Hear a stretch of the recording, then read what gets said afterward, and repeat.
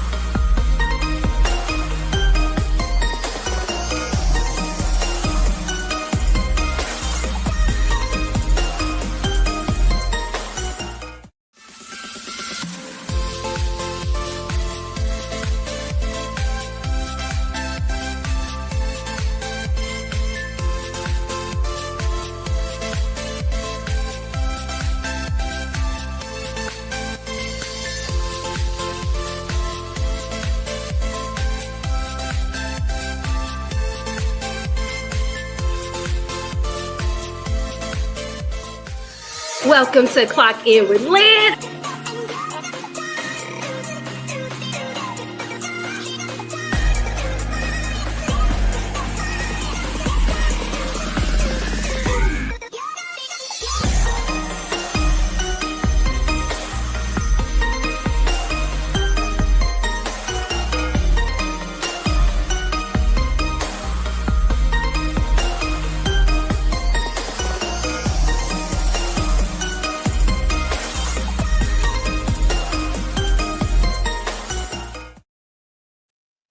Welcome to Clock In with Lynn. Hey, y'all. Happy Winning Wednesday, everybody. I am just 4 minutes late. I am so happy to see everybody. Hey, Lynn's friends. Hey, everybody. Let me know where you are clocking in from. Please put it in the comment section so I can know. Y'all know I'm nosy, so I will know where y'all are clocking in from. I want to know where you are watching from. Let me put the comment section on here. I am so excited about today's show. It's going to be a good one, y'all. So how's everybody doing? Let me know how you're doing in the comment section as well. Let me make sure I have everything working on my end. But yes, it is a beautiful day here in sunny California. Also, make sure when you come in, y'all hit that subscribe button, that like button. It just take a quick little second, y'all. It don't cost nothing. You just hit that little button for me, and that would really help me. So, yes, I am excited about today. Today has been good to me. Had a couple of technical difficulties, but y'all know I'm working it out. It always works out. That's one thing. You have to always have a positive attitude, no matter what.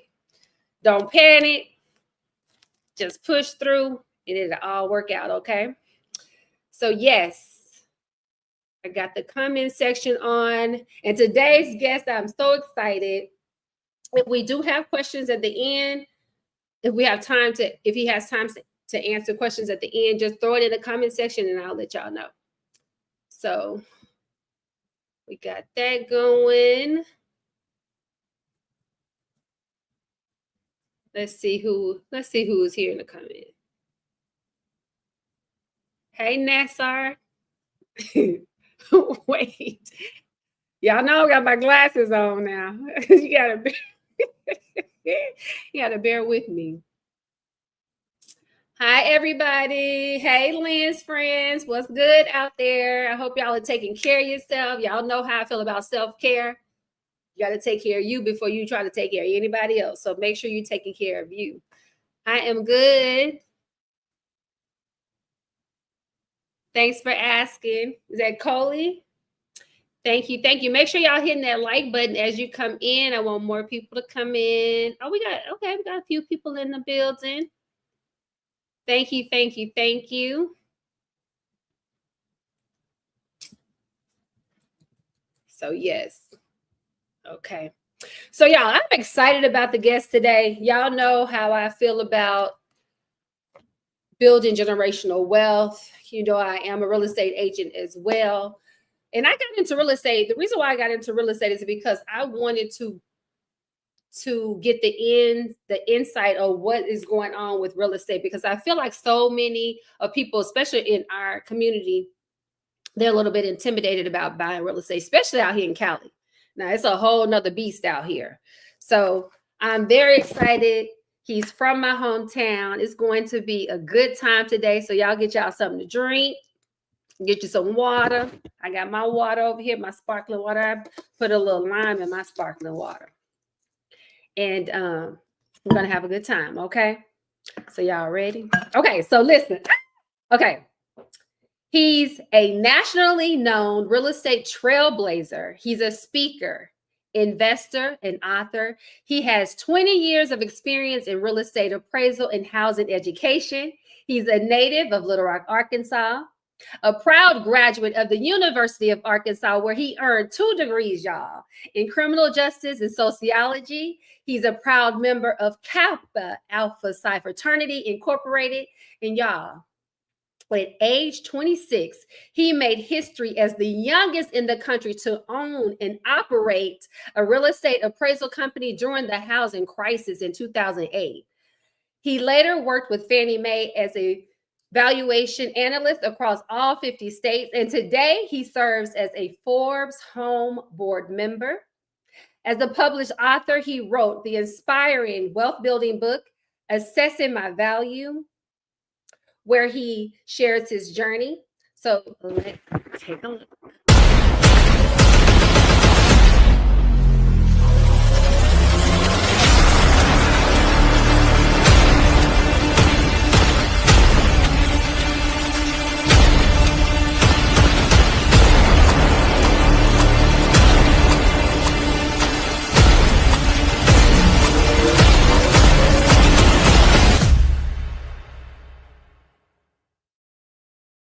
Welcome Marcus Hill to the stage.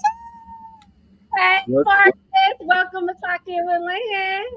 Thank you so much for having me. I'm so excited to be here in the building today. Yes, I am so excited. I've been wanting to get you on here. I was like, we got to get Mr. Marcus Hill on the show, baby, because you know you have all the insights. So, you ready to clock in? I'm clocking in today. Let's do it. So I just want to ask you, y'all. Like I said, he is from Little Rock, Arkansas, my hometown. So how did you get in, or you know what? Just tell us a little bit about just. I know you're from Little Rock, but how you got into like the appraisal business? Just give us a little backstory. Sure. So most people that are appraisers don't really go after looking to getting into the field. And so it seems everybody is introduced to this field some type of way. But so I um, had no thought of becoming an appraiser. I actually wanted to, go to college and go be an attorney. That's initially what I wanted to do. And so, like I said, I majored in criminal justice, and you know, um, after college, I thought I was just gonna go back to Little Rock and go to the law school there and start prepping for there. But a guy that I grew up in church with, Okay. I knew his family, uh, since I was like 4 or 5, and he asked me, he's like, "Yo, what you gonna do when you get out of college?" I told him I was gonna go to law school there. He was like, "You want to come work for me?" And I was like, "You gonna pay me?" And so, but he was an appraiser, and literally that moment, it's just crazy to think about it because that moment, me being open, allowed me to really find my passion of what I wanted to do for a career. That's amazing because I know at 26, a lot of us, you would think that most people know what they want to do, but it's you're just in that mindset where you're just unsure. Even when I remember what I got my degree in liberal arts, and I haven't used that degree. I'm just like, well, I guess I have in some ways, but you just never know. I wanted to do marketing and business, so I emphasized in that. So, were there any challenge? What were some of the challenges that you had getting into the business, being that young, making history, which is so dope?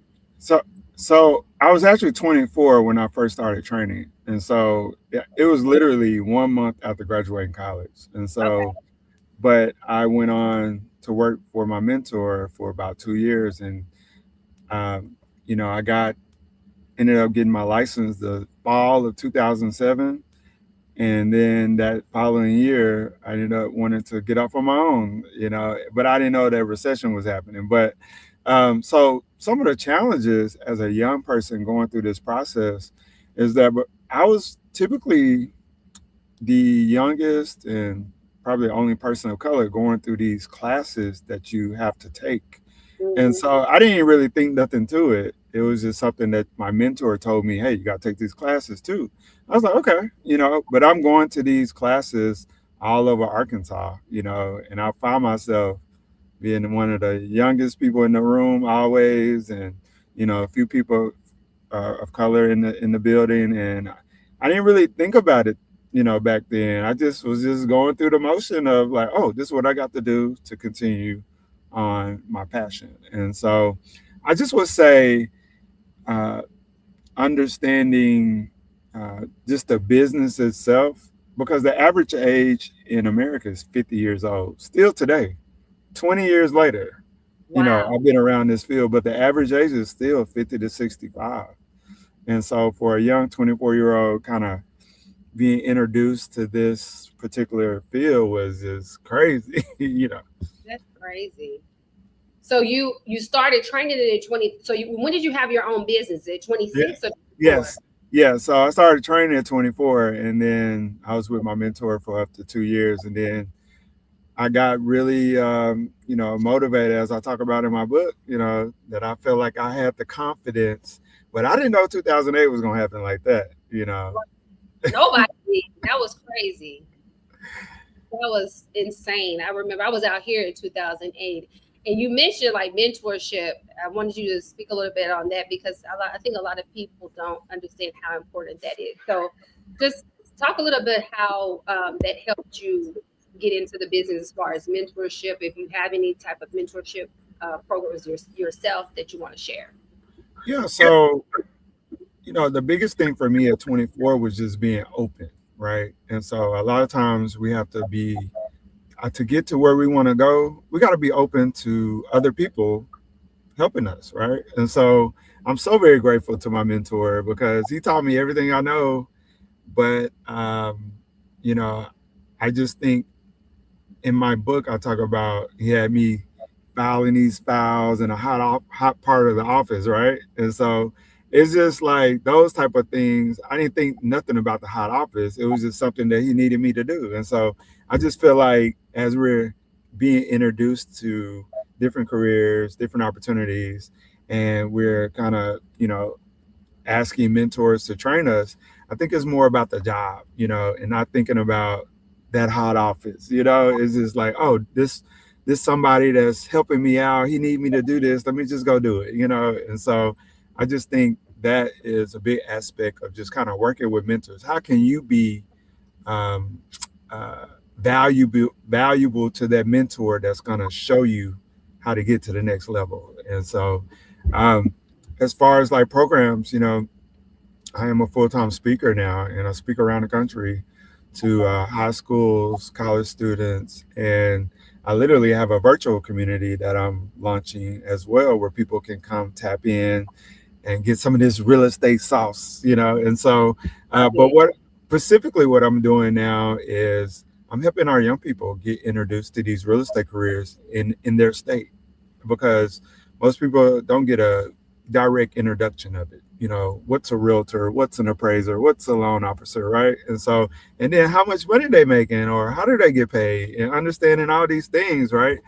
And which I got introduced to very young. Not only did I run an appraisal company, but I was doing mortgage loans at the same time. And so a lot of people don't know that you can be dual licensed. Mm-hmm. And I'm just curious. I'm real nosy. The mentor that you have, was he black? Oh, yes. Yes, he was black. He was black, and it's really a deeper story than this, because his name was Philip Thompson, and so like I said, I've been knowing him and his family since I was like 4 or 5. We grew up in the same church, but to find out, Philip's dad was my Sunday school teacher, right? And so he was an appraiser, and so he was the reason Philip learned the appraisal game. And so his dad taught Philip. Philip taught me, but I didn't even know my Sunday school teacher was an appraiser. Wow. so it's just a full circle moment, Yeah. And so, I'm very thankful to that family, because that family allowed me to really find my passion. And, it's just, I think we sometimes forget about the people that led the way, right? And I think we always have to acknowledge those people. I love that. You're right. We always got to acknowledge the people that paved the way. The reason why we're still here and able to do what we do is because of the ones that came before us. So yes, I love that. And you were speaking about your passion. What are some things that keep you going when or keep you motivated when those tough times come around? Is there anything you do, like your routine, any type of self-motivation, or anything like that you can share with us? Sure. So I am a full-time speaker. So, and a lot of traveling, a lot of different things, but for me, the motivation is I'm coming somewhere where nobody has ever heard any appraisal, anything. And so when you got the heart to just share, it's just a totally different motivation, because I know I'm going to impact somebody in this room.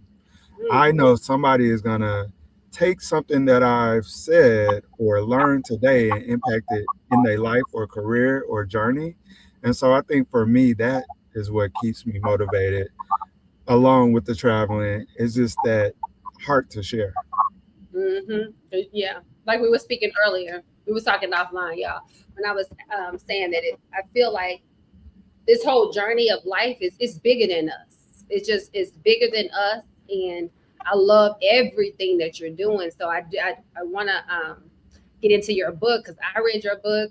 It was just amazing. Just, you were talking about when you went to Central High, the historical Central High, and all the things that you went through. So what inspired you to write Assessing My Value? I'm going to give you the real deal today. I'm clocking in. I want the real time right now. I'm going to give it to you all. So I've been in the field roughly about 20 years, right? And so up to about 16 years, I'm working for Fannie Mae, still doing valuations all over the country and stuff. And so up to this point, I never really shared anything of my life. But Lynn, I was living in Dallas, right? And so I went back to Little Rock. It's about 4.5 hour drive. And so I went to Little Rock to see my grandpa. Lynn, my grandpa 95 right now. And so grandpa's still rocking, right? Awesome. And so, but yeah, I went to Little Rock and went to go see my grandfather and my mom and family. And on my way back to Dallas, I left about 10 o'clock in the morning, right? And on my way to Dallas, I got caught up in a tornado. I was on the highway. It was about 11:30 during the day, and just all dark. All I can hear is my phone going off. Tornado in your area, take cover. And I'm like, where I'm gonna take cover, right? And so it's nothing but land and highway, right? And so some people just kept straight. Some people try to turn around, go back the other way. Some people stopped on an underpass, and I just stopped under the underpass with the rest of the car and land for a whole 1 hour and 30 minutes. I didn't know if I was gonna live or die. I'm talking about I'm making calls back home, like, hey y'all, I'm in a situation. I don't know if I'm gonna make it, right? And so for that whole what's that? You were by yourself? By myself. Lord have And mercy. so I'm sitting in my car, right? And I'm holding on to the steering wheel. And all of a sudden, my car is doing this. And so during that time, I thought about, wow, I felt like I made a lot of history in this game, and I never shared anything. I never shared one single thing about my journey that's helping younger people or just being an industry expert on this appraisal valuation part. And I just told God, I was like, God, if you let me get out of this situation, I promise I'm going to share.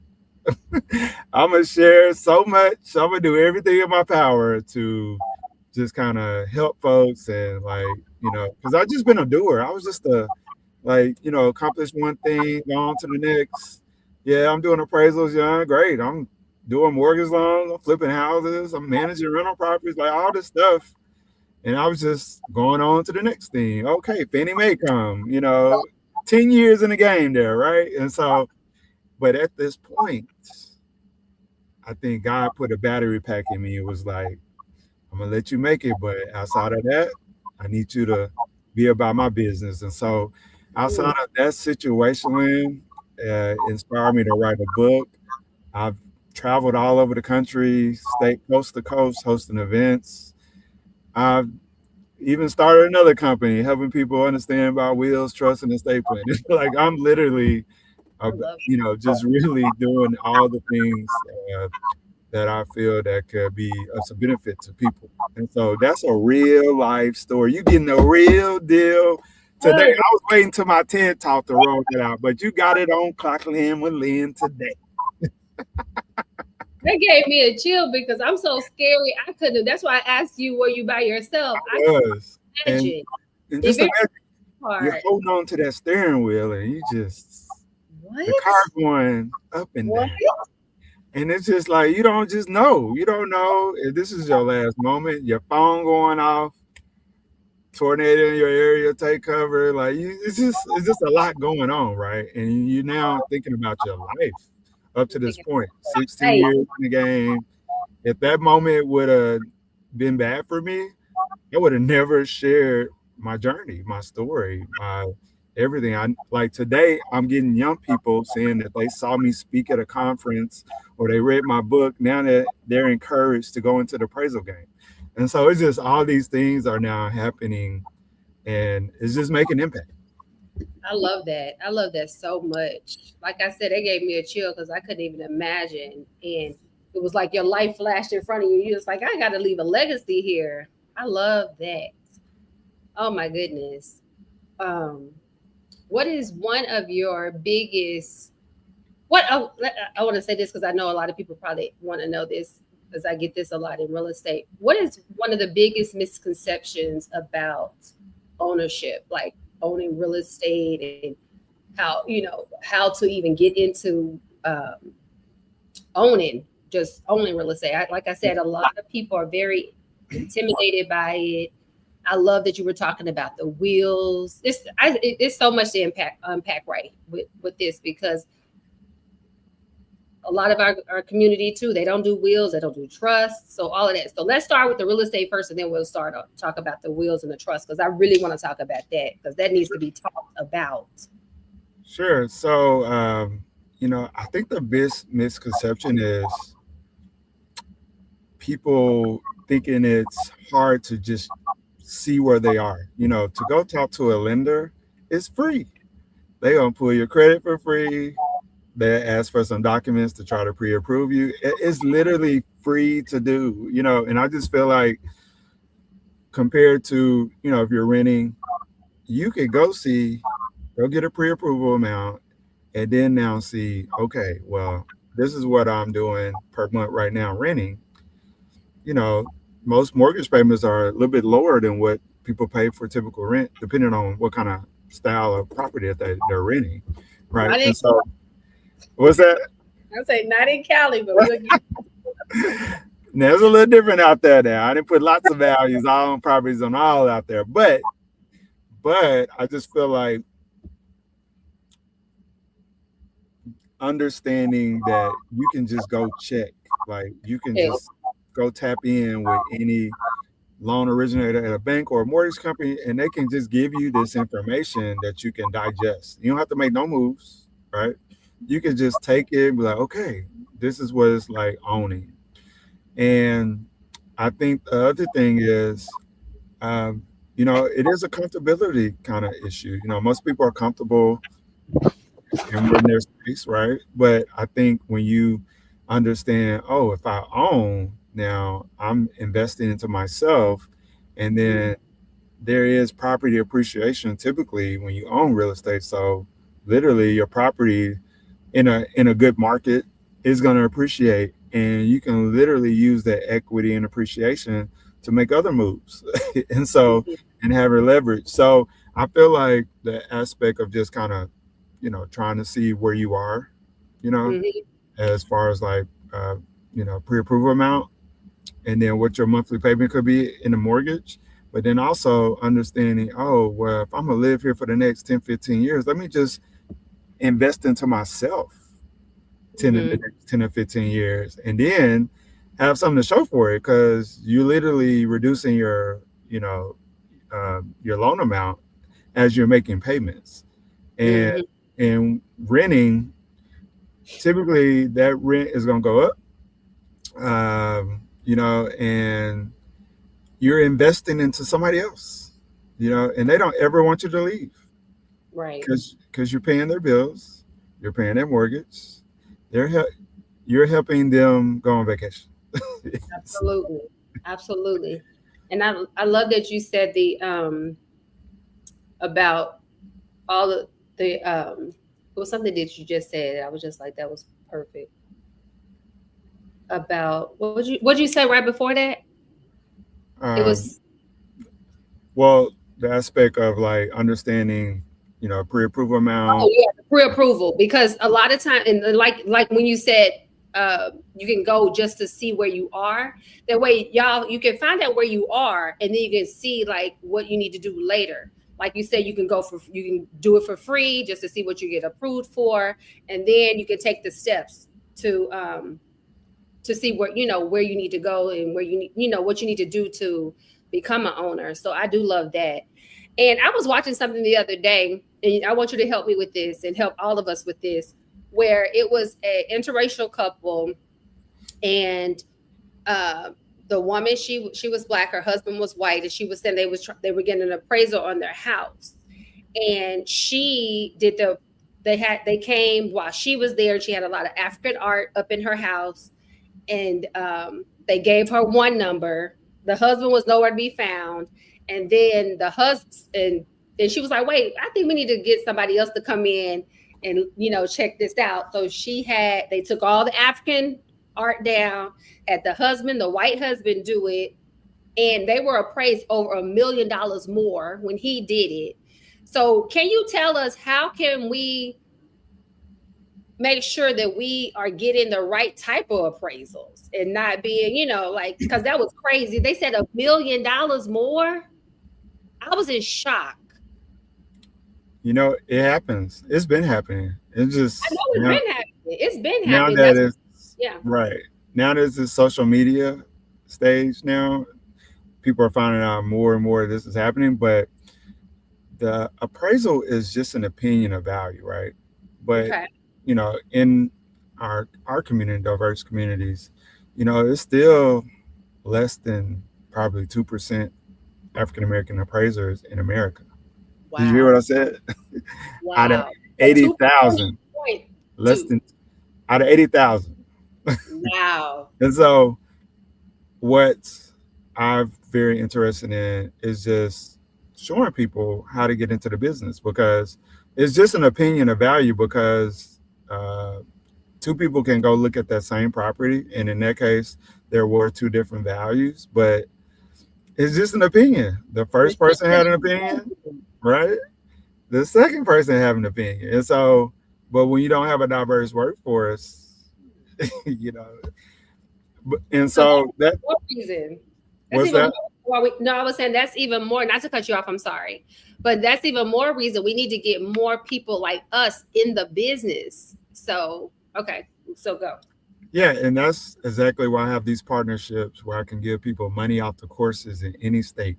Like I can give people money off the courses to become a realtor, appraiser, or loan officer in any state. And so this is what I love doing when I go travel and talk to organizations, schools, churches. Like I really come in with some teeth because most people are not introduced to this field. And so first off, it needs to be an introduction. People need to know what's the importance of the appraisal, Right. which is very important because they control it all. They control every market, whether Wow. the neighborhood is good or bad or considered bad, like they control it all. And so when you don't have people that, of color looking putting the values on the properties, then it's Wow. gonna be the wild wild west. And it's been the wild wild west, right? And so the second thing you can do though is you can order a drive-by appraisal. Um, you can get one value, and you can hire another appraiser, which is going to give you Okay. another opinion, and ask them to give you a drive-by and give them um, the characteristics of the property. Give them the bed bath, the square footage, give them the condition of the interior. And let's just say you had a rehab property, you can give that appraiser, hey, I want you to give me a drive-by and assume that this property is rehab. So what they're going to do is do a 2055 drive-by appraisal report where they're just going to go to the property, take a picture of the front, take a picture of the street, and then they're going to pull sales, and you can give them this extraordinary assumption that the property is rehab, if it is.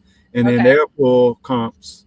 And then you can see from that first appraisal where it was compared to this drive-by report, which is less than a full-fledged appraisal. And so it's just kind of a cheaper option to kind of check the value too.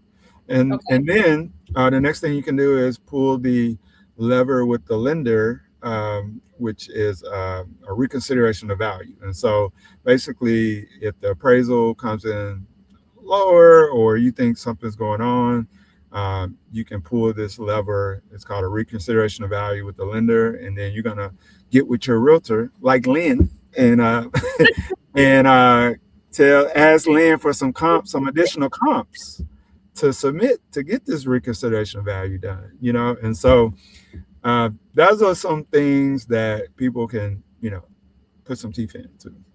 I love that, and thanks for that insight because I was watching that the other day. I said, "Wait, I could not." I was like, "I cannot wait to talk to Marcus about this because that's crazy to me." And we have to, like you said, Marcus, we have to get more people that look like us into this business, so we have that protection. So yes, thank you for that. And I want to just ask you, with all these accolades, all the things you've done, is this kind of changing? Going to this, I love my self love. I wanted to just ask you, being the person you are, all the things you've done, all the things you've accomplished, have you ever dealt with any type of like imposter syndrome or self doubt? And I'm asking you this because I know there's so many kids and people that want to get into certain businesses and they struggle with that or what. So did you ever experience that at all being in the business, or especially when you say you were the youngest, you were like sometimes the only one of color. Did you ever like struggle with that at all, or were you just like, I got this? Well, here's the thing. So, I started my business in Arkansas, right? And so in Little Rock, when I was all gun ho about, I got my license, I think I'm about to start this business, I went to multiple people, and, you know, professionals, to Okay. tell them that I'm thinking about starting this business, and every last one of them was like, we think you should wait. What? You probably need to wait, work more with your mentor. But I'm all excited because I found what I love to do, right? And Lynn, let me tell you, that Wow. was so discouraging, And so for people that's listening, hey, if you know you found what you love to do, don't let anybody stop you because I'm gonna tell you, grandpa, 95-year-old grandpa, he saw my passion. He was like, "Don't worry about it. I'm gonna help you get the laptop, the software. I see your passion. I see you love this." And Pops? so he believed in me, and it worked out, you know. And so I just want to just reiterate, like, hey, people may doubt you, but if you just believe in you and you know your worth, your self worth of who you are and what you're gonna bring to the table, don't let nobody stop you. Because just think if those people would have discouraged me and I just would have went back into law, right? Mm-hmm. I would have never started a business at 26. I would have never been traveling around the country speaking, never wrote a book. Like all these things would not have happened. And so, and it just takes one. It just takes one to believe in you. And what it takes two. It takes somebody that's gonna help you, but And then you yourself. gotta believe in yourself. Yeah, You I'm gotta just believe about to in say yourself. that it takes two. It starts with you first. Wow. But That's just think about incredible, it. man. I just love your story. I was just like, this is crazy. Like I love, love, love your story. And what was your like just hearing everything because I was not that brave in my 20s. I think I was probably more but I moved to LA. That was brave. People say that was brave, but I was like, all right, whatever. But what that kid that or anyone that's looking to get into the business, I know you was like to believe in yourself, all of those things. What else can they do? Like they need the mentorship, believe in themselves. What is something else they could possibly do? Like who should they reach out to? I know with I know you said that you have your program. Um, I just the reason I'm just so passionate about us getting ahead. I'm just so tired of us being behind. What is something they can do right now at this moment if they're interested in to get into an appraisal? If they even if they're like younger. Um, right now, I feel like the big thing is educating themselves on what these careers do and what the day in the life is like, because that is going to really give you a open window if this is something that I want to do. You know, most people don't know that the appraiser, it doesn't just sit behind the desk. They have to actually go to a property. They have to measure the property. They have to do a property description of the property, uh, determine the condition of the property. So you're, you know, if you don't like as a realtor, you're talking to a lot of people, you know, right?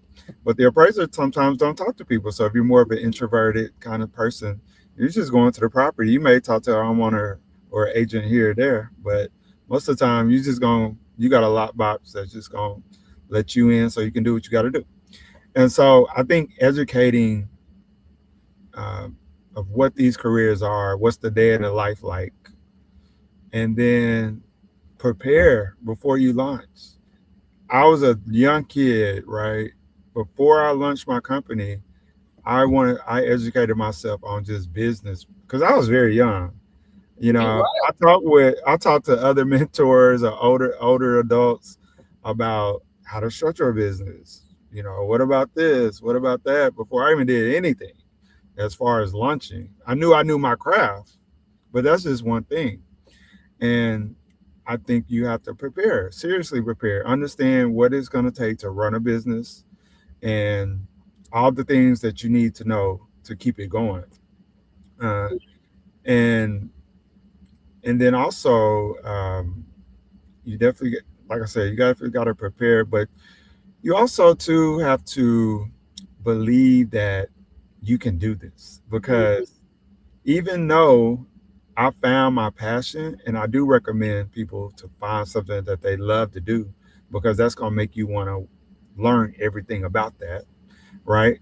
And then, but I think you have to just really understand that you can do this. Like you can learn it all. It's nothing that you cannot learn.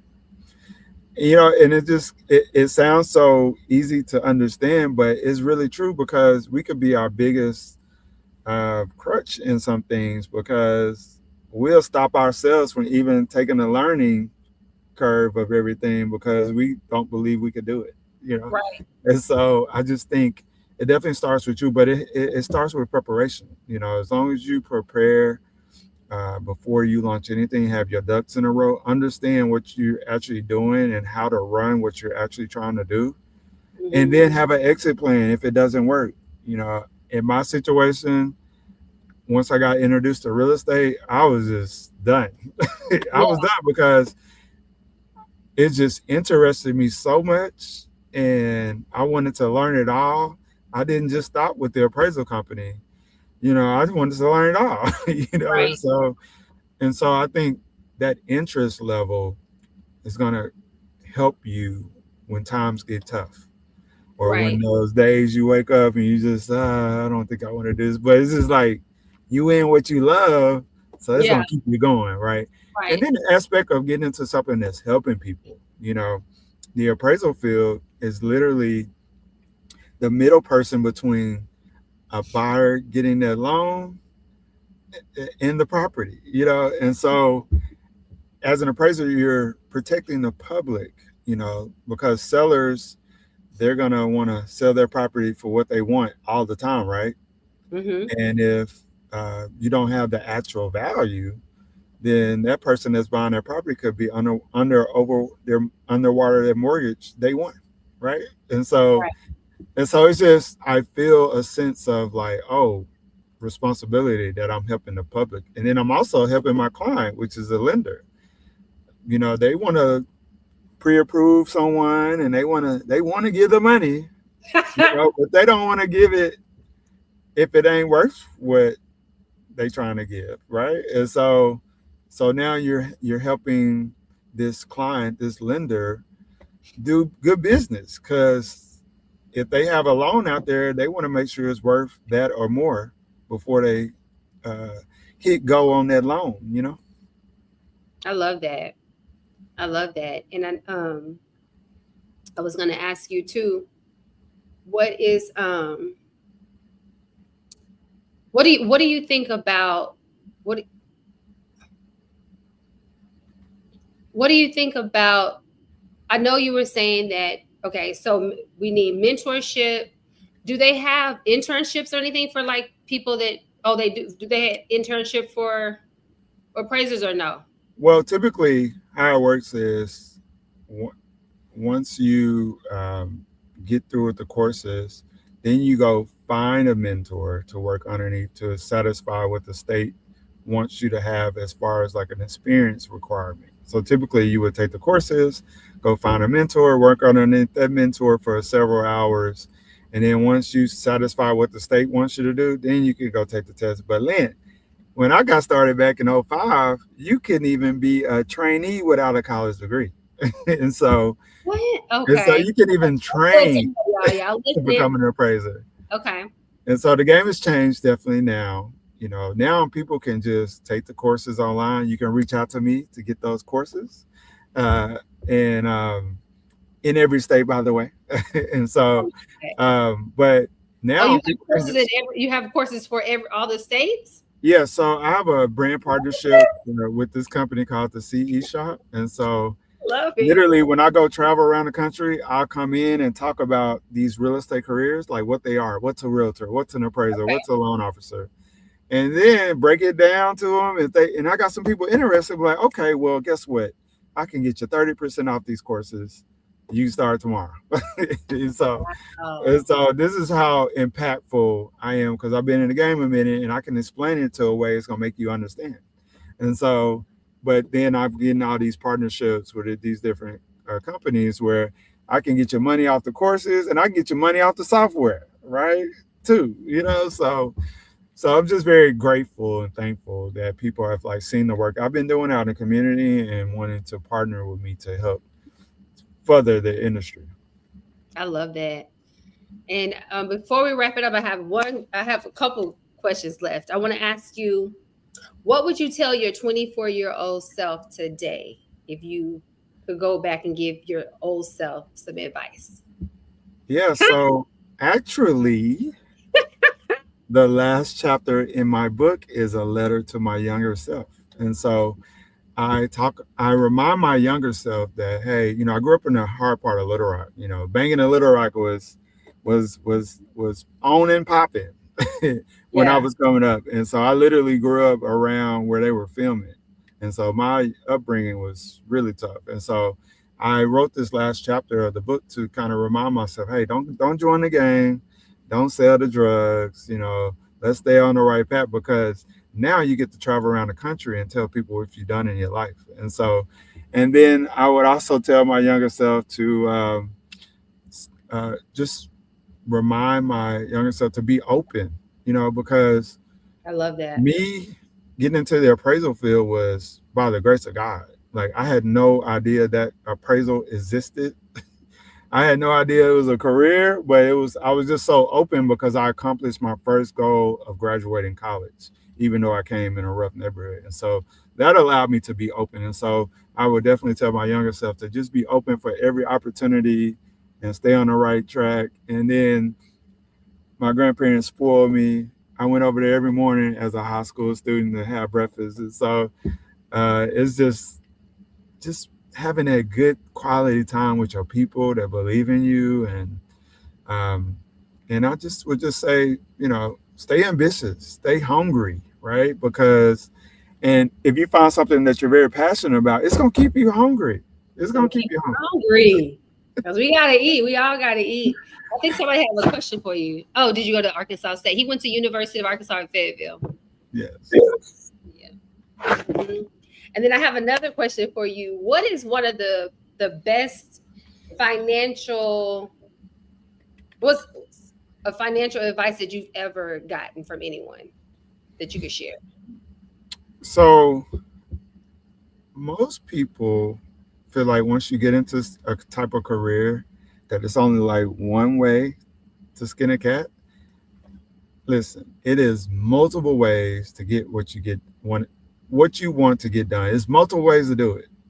I'll give you an example. In an appraisal game, most appraisers work with lenders, right? But most people don't understand that you can get work uh, when banks foreclose on properties, when people get a divorce, they need an appraisal. When you remove your mortgage insurance, I'd say banks foreclose. When you got probate, when you're working with attorneys with probate, people just want to know market value. So it's like more than one way to get business. And so in business, I feel like your your client, you could have a direct client, but just if you stay open and understand that actually multiple people can be your client, and here's how to market to more than just your ideal client, that's going to take you far. And then I would also say think outside the box. As a young kid that was not your average appraiser, I talk about this in my book. I woke up one day and I went and brought breakfast out the blue to this one bank, and I know a soul in there. So you gotta be able to step outside the box, right? Know Yes. your craft and introduce yourself as a business person. And I think people rock with you. Lynn, one person out of that bank took my card, and what I did was, so typically the appraisal takes about a week and a half to do, and on my business card I put 48-hour turnaround time. So at that point they didn't care if I was black, white, yellow, green. If I was getting that appraisal back in 48 hours, they was gonna rock with me. And so one person took a chance on me, and I ended up working with all the lenders in the bank. That's beautiful. Oh, I love that. That And is so so awesome. you gotta present yourself, and you gotta think outside the box, and you gotta do attention getters. And you got to do it even when you're scared. I always tell that the people that I work with, I'm like, you got to do it even when you're scared. You can't worry about that. You just got to do it. And I did want to touch on that. I don't want to forget. I want us to touch a little bit on wills and trust. Did you want to touch on that a little bit? Sure. So I'm the CEO of this company and nonprofit called KITF LLC, which stands for Keeping It in the Family. And so a lot of people don't know there's a great wealth transfer happening right now. A lot of our baby boomers are, passing and leaving property, land and property to their loved ones. But what's happening is people are losing all of this wealth because of documents, Ooh. and they don't have a plan. And so a lot of states have these transfer on death deeds where you can just fill this out and transfer land and property without even going to probate. And so a lot of people don't know these things existing right now. And then people are in grandma's house thinking it's going to be there. You don't even know who. Right. Don't even know. And so what we do is we host conferences, summits around the country, and just bring families in like a family reunion, but we're going to educate you on what's a deed, what's a will. If you have a title issue, here's how to do this. And just kind of give a lot of education. And so we've been hosting conferences and summits around the country. Lynn, we just did one in Chicago. Lynn, my dad's from Chicago. My dad passed in 2024. And Lynn, thank you. I went back to his community and did a Keep It in the Family workshop with the residents there in his community. And so it was so powerful. We had real estate attorneys, tax attorneys there, urban leagues were there sponsoring. It was just an amazing thing to feel like, oh, wow, I just impacted my dad's neighborhood, And so this is what we got to start having these conversations, because if you don't have a plan, I'm going to say it again. If you don't have a plan, the state got a plan for you. Come on. You better tell them, Marcus Hill. Wow. They got a plan. They got it all set out, laid out for you. If you don't have a plan, they got a plan for you. And so what we love to do is just kind of help explain why you need these things set up, why you need to start having conversations. And I do this with a board certified real estate attorney. And so we just go around the country and impact communities. I love that. That's what it's all about, impacting communities, bringing wealth, generational wealth to our community, because we need all of it.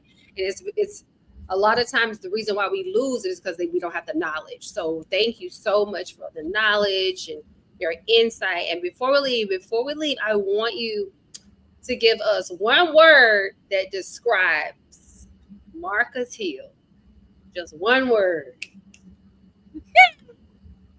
Whew. I got about 50, but this one. Give me your time. Okay, you can give me 3.